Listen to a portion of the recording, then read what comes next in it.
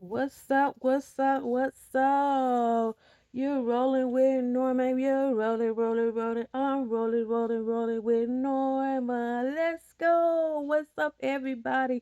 And welcome to Rolling with Norma, the channel for all mothers, women, and family. Y'all gotta excuse me because my air conditioner is keep blowing and my hair keep getting in my mouth. But raw stories, powerful healing, especially with those kids overcoming trauma, or just needing a fresh perspective. If you're ready to roll through life, highs and lows with me, hit subscribe button and join the ride. So today's story is the one that changed my life. At 15 years old, I was shot. The moment that shaped the rest of my life. But you know what? It didn't I didn't stay broken. I got up and I survived. And now I'm here to share how I found the strength, hope, and the purpose. To the spotlight, Norma keeps it real in a chair with the truth and a whole lot of will. She's laughing, she loves, she's living life loud with a 6 kids strong girl. She makes us proud. She rocks, she rolls, she shines with grace. A beautiful spirit lighting up the place. She's the real deal, heart full of fire. Roll with Norma, she'll take you higher. You're rolling. All right, so little backstory about exactly what had happened. This how it had happened. You see, what had happened was, it was Easter Sunday, April 19th, 1987, and I was 15 years old. So now remind you, my birthday is April 21st. So now this happened 2 days before my birthday. I don't know why. Okay. 2 days before my birthday, right? So we went to church. My mom always make a big deal about Easter Sunday. Like Easter Sunday is her go-to time. So, but she didn't go to church with us this day. We went with my sister, and we always go to the same church, and we always do the same thing we do every year. So, this Sunday, that particular Sunday, Easter Sunday, um, we went to church and we had fun. Easter egg hunt, things you do, on Easter Sunday, Easter egg hunt. And then we end up going to eat after church. So after church, we go. Did we go to my sister? No, no. I think yeah. Oh, after we went to go eat dinner for the church with the church, we went home to our house, and we supposed to been going to the hospital to visit my sister and my brother, cause at that time my mom had two kids in the hospital for different reasons. I probably tell you a story about my brother. That's another video. But um, she had two kids in the hospital, and we supposed to been going out there to see them. And by the time we got back from dinner, um, by the time we got back from dinner, the she said it was too late to go to the hospital to visit my brother. So me and my sister had made plans. Now I'm 15, so my sister is 14. So we made plans to go to our jam, which what we call here is a DJ, like DJ block party. What y'all call a block party, we call it a DJ. We call it a jam. So we was gonna go to the jam, and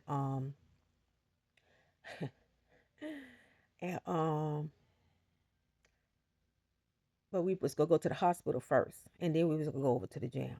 But then since my mom said no, we couldn't go to the hospital. So me and my sister got mad, and she told us we had to get out the car with my sister, because we was with our sister the whole time for spring break. We was with our sister, our older sister. So she told us we had to get out the car. So me and my sister was like, "What? We got to go in the house, and we ain't even going to the hospital?" Okay, being hard headed, we went in the house, but we snuck out. We even snuck out and changed our clothes outside in the backyard. That's how bad we wanted to leave. So disrespecting our mom was already one thing, but I think we took it to a whole other level when we changed our clothes outside. But we wasn't naked or anything because we had on a dress. So we just had put our pants up, put our shirt on, pull the dress out, wrap it up, and put in the bag on the side of our back. I don't even know what we even did with the clothes. I can't remember what we even did with the clothes. So we snuck out. We were looking we was fly, we were looking good. So we left, went around to our friend house. Well, we left. Excuse me. So we left, and then we went to over by the park because we wasn't for sure about where was the party going to be at for sure. So we went over to the park. So when we went to the park, the DJ wasn't there. So we trying to find out where they was at. At the time, also I was dating the DJ. So so they wasn't there. So then somebody said, oh, they was in another area, another part of town. So we were trying to get a ride over there. Now, remind you, on our way going to trying to find out a way to get to the park, we ran into this guy that liked my sister. So he was like, come and go with me. And my sister was like, no, I don't like you. Ew, no. So I was like, come on, let's go, let's go. He could be a ride. She was like, no, no, no, I want to go. So I'm like, okay, well, cool. She don't want to go. So then, so then as we walking down, it's just crazy how we was walking down. Then we walked down some more. The dude that my ex-boyfriend came from a whole nother town was in town at the park that we was at, that nothing was going on at. So we went and we was like, he was like, hey, come here. He said, Norma, come here. I'm like, who in the heck is that? He was like, this is Johnny C. And I was like, when Johnny C, God bless him, dead, he got killed, but at that time, he not at that time he got killed, but later on. But he was like, come here, and I'm looking like, no. He said, come here, girl. So I went over there to him and see what he want. So then he asked me to go come ride with him. I'm like, I ain't gonna get in the car with you. Like, you are ex. I'm not finna get in the car with the ex because I don't know what you finna go do to me. Like, you might be trying to kidnap me or something. No, I'm not going with you. So he was like, come on, come on, come on. I'm like, no, no, no. So I didn't go with him. So we made our way to our friend house and what we call it was at what the name of is a village. So we get over to the village. Now, everybody in town saying I got shot at a jam. There was not a jam. There was no jam going on in that place at that time when I got shot. There was no jam. So to clear up those rumors that I was at a jam when I got shot, I was not at a jam. Okay. So I was with a friend of a family, someone who we always hang with, and I would say her name. I don't know. If, I probably say her name, but I don't know if she would want me to. But it was a friend of the family. So she was like, oh yeah, we can go get a ride. So let's go down here to where her sister was at another friend house where my mom used to hang with. So we went down there, and then she was on the sidewalk. So she got on the sidewalk, when we got down there, excuse me, when we got down there, she was doing fireworks. So when she was doing the fireworks, she hadn't started doing the fireworks yet. So we was all talking, and then my sister and the other girl who we actually walked down there with said they was finna go back to her house. So I'm like, okay, so I'm gonna stay here. So I end up staying with the other sister. So the friend house who we was at that time, I was standing on they neighbor's lawn. So she was like, oh no, don't stand on their lawn because they don't like people standing on their lawn. So I'm like, okay, I won't stand on her lawn then. So some say, step forward. So I don't know why I was listening. I don't know why things be talking to me. But anyway, so I stepped forward. So I seen the girl doing the fireworks. So she came out with the fireworks. So she was getting ready to do the fireworks. So she bent down to get ready to light it. Now I seen her bend down and light it and light the firework. It was a rocket, a skyrocket firework type thing, whatever it was. It was fun, something going in the sky. So she went down to light it. So I'm like, okay, gonna look at the fireworks on Easter Sunday. Okay. So the girl, she went down. So I seen her go down and I heard, so, but I didn't see nothing. It's like my eyes was closed and I didn't see nothing. So I opened my eyes. I was on the ground. So I'm like looking around, like, what's the heck is going on? Like, why am I on the ground?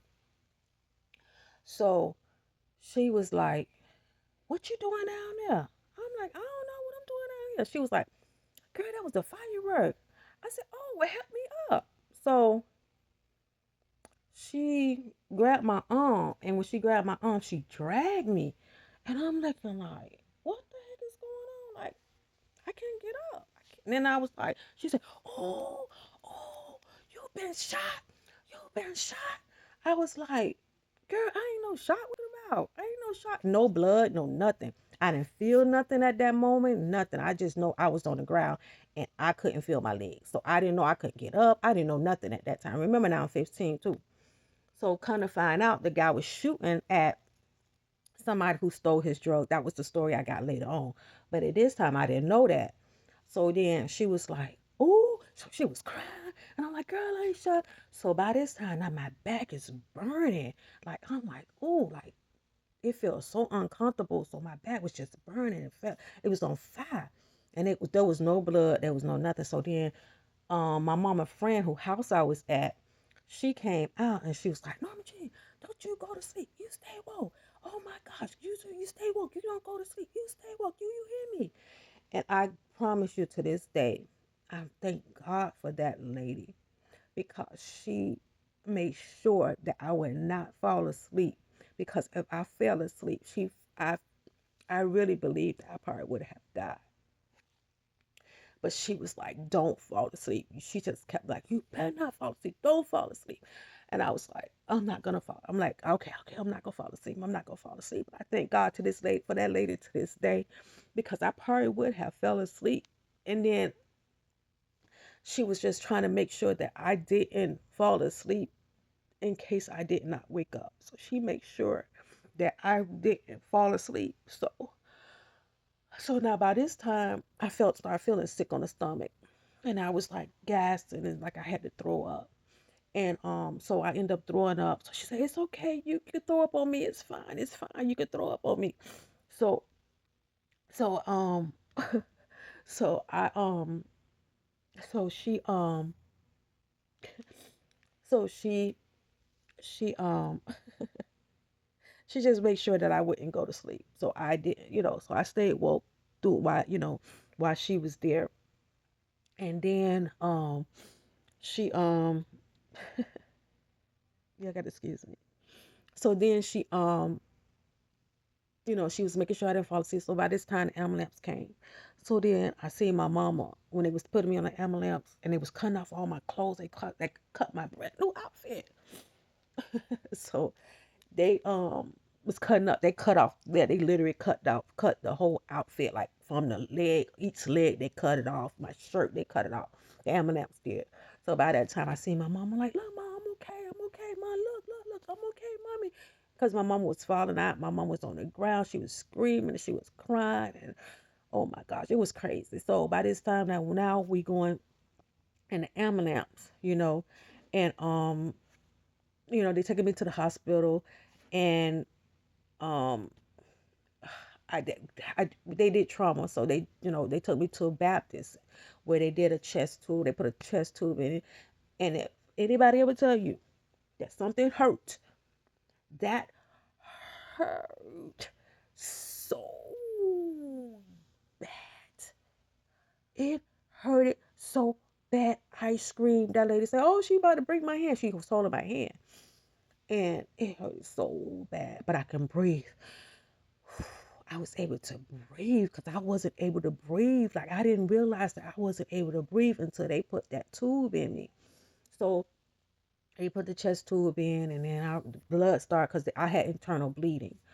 So they put the chest tube in. I start, the blood started going out, and then um, then they outlifted me to from one hospital to another hospital. So they airlift me there. So when I'm in the helicopter, the trauma copter, the guy was like, make sure you don't fall asleep. Don't fall asleep. I need you to stay woke. Please don't fall asleep. I'm like, okay, I'm not gonna fall asleep. He said, look at the view. I'm looking like him. I'm like, I don't see no blue view. I'm like, dude, no, I don't see no view. I just want to get to the hospital. But I didn't say that because I was 15. So I didn't say that. But I probably said, no, I want to say that. But anyway, but so went to the hospital. They landed on top of the hospital for the trauma unit, and all I know, I got off the helicopter, went to an elevator, and I don't remember nothing else after that. I don't remember going into the hospital or nothing like that. So I end up, I don't know how long I was passed out. So apparently I had passed out. I don't know how long I had passed out, but so I had passed out. So then when they when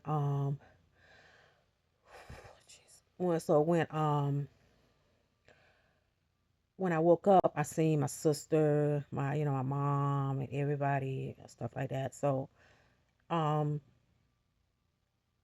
um, but then I still didn't know that I was paralyzed at the time. So then, when I guess I got enough to they can transfer, because they say, oh, she's doing really good, and she's doing, she's progressing really fast, and like faster than normal, or not normal, I don't know, but fast. I was progressing fast. So they said that I was paralyzed. And I'm like, okay, I'm paralyzed. I don't know what that means, but okay. Remember, I'm 15, so I really have no clue what we're talking about.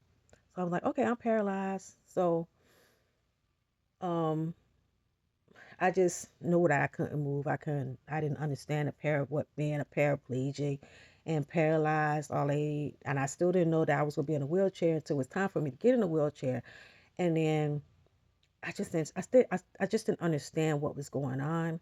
I just was going with the flow. You know what I'm saying? So I was paralyzed from the waist down, and I wouldn't say that my life felt like it ended. All I know that my life had changed. So my childhood was my childhood from there. It was different. It was different, and I realized that I couldn't walk and I needed a wheelchair. And with that, you wouldn't believe how many I had friends that came to the hospital, but after that, those friends, I didn't have those friends anymore.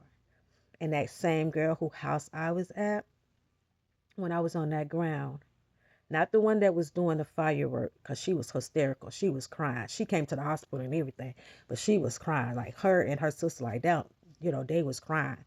But the girl who house I was at, who told me to get out them people's yard, when I was on that ground, that girl looked me in my face.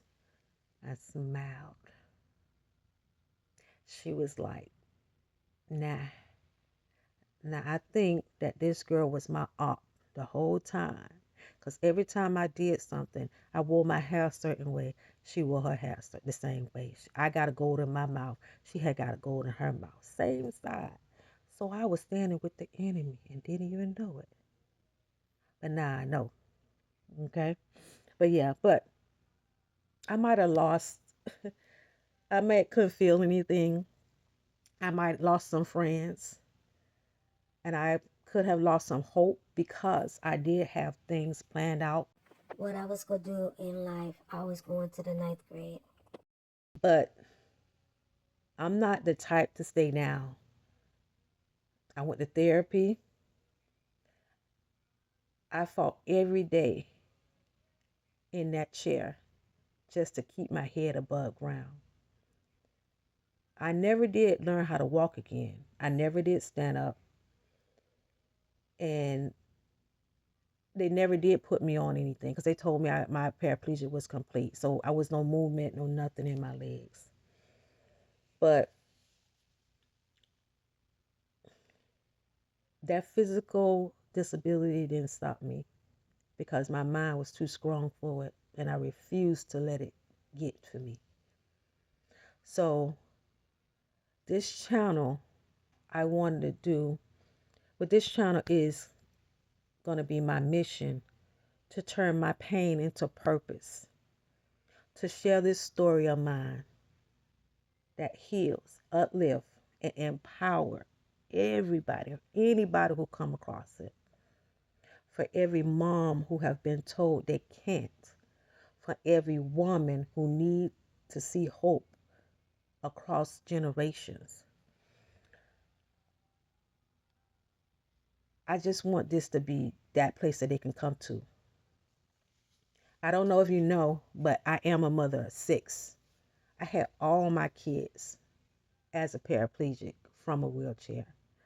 Pretty much took care of my kids by myself. Their dad was around, depending on, but I took care of my kids pretty much by myself. Okay? School, food, shopping, everything. I took care of them myself. So the next, my next story is probably gonna be, I'll probably do another video next week. It's gonna be about though, part 2 of this story, but it'll be a teenage pregnancy, life in a wheelchair, and how I raised my daughter. That was just my first daughter. This gonna be my about my first daughter, and yeah. So I'm gonna go ahead and do it that way in part 2. So make sure you make sure you stick around. Okay, if this story spoke to you, hit like and subscribe. Leave a comment below, Rolling with Norma, and share this video. And we hit 1,000 subscribers, we will be able to reach every mother, every woman, every family with powerful stories. So help me spread this message by subscribing and share. If you laughed, cried, or felt seen, know that you belong here. Stay tuned for part 2, where we talk about pregnancy, strength, motherhood, living with intent. Until next time, roll the power inside of you. Because we rolling, I'm rolling, we rolling water with Norma. Let's go. Bye, everybody. Thank you for tuning in.